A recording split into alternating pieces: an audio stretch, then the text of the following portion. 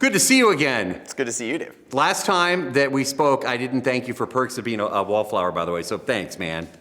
I guess you're welcome? Yeah, no. I mean, it wasn't me. Well, but you were a big part of that film, and we still talk about that movie on the air, and one of our favorites. I'm thankful for Perks of Being a Wallflower in a lot of ways. I've been thankful for that book since it helped me when I was a 14-year-old kid, and I'm still thankful for it now and the ways that it's been such a blessing in my life and career. And let's talk about you right now, Fantastic Beast, Credence. Let's do it. Man, what a character. I heard that you were a huge Potter fan. In fact, you called yourself a Potter nerd back in the day, maybe still today. Nerd, geek, there's really no language too extreme for my level of obsession with Harry Potter. So when you are cast in this film, your reaction, what happened that day? It was somewhere between a religious experience and psychological break. I love that.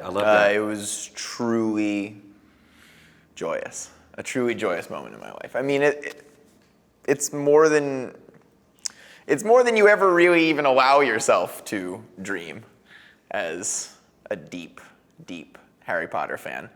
That you could ever be in a film that was written by J.K. Rowling. I mean, it's too good to be true. I can't really describe the feeling. It's like butterflies, but they're more aggressive. Did you get to meet J.K. while working on this? I did. Yeah. What was that like? Unbelievable. It's like, it's like meeting Dumbledore.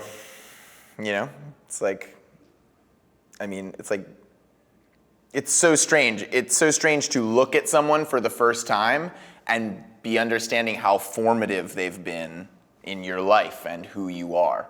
It's like meeting someone who had such a hand in your upbringing for the first time when you're 23 is sort of a strange moment. I would probably scream and yell if You look into her eyes and you're like, wow, what have you done to me?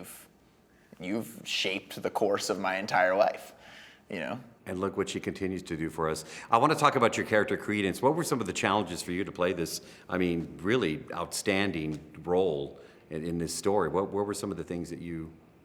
I found it really sad to daily confront the reality of abuse. The reality that there are people all over the world who are, the survivors of violence, emotional abuse, psychological abuse, that this is something that we as human beings are still working out. How to not create an other and then to victimize that other instead of dealing with ourselves. And it's a pandemic, and it's happening all the time. So I guess playing this character, the biggest challenge was sort of having to deal with the reality, because it's easy to sort of not pay attention to the fact that that's happening in so many of the homes across our country, but it's real and it's something that we have to deal with. So yeah, a lot of my research for the character was talking to people who underwent sort of abuse similar to what Credence goes through, and people who have gone through really terrible experiences of the foster care system.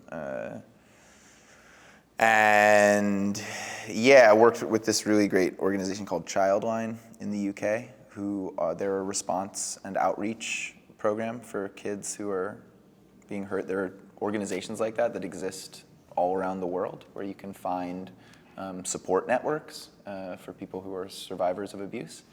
And I'm really grateful Childline let me sort of talk to some of their responders and then also talk to some survivors. Also talking to some people in my life who are survivors in a similar way, like a really similar way to Credence, that specifically in foster care, the trauma of losing or never having your biological family, but then the process of going from family to family, and sometimes these people come at foster care with the wrong intentions. And so all of that was the hardest part, dealing with that, confronting that, because I just found that I really feel, this desperate, urgent problem in our world. And it's on microcosms in homes, and then it's the macrocosms of how we're rejecting each other as populations of people across the world. And, people are homeless by the tens of millions. And, these problems come back to the right? They say like terror starts at home. It's like that root that we create, just parent to child, caretaker to kid, again and again, and these patterns we repeat. I don't know, that was hard.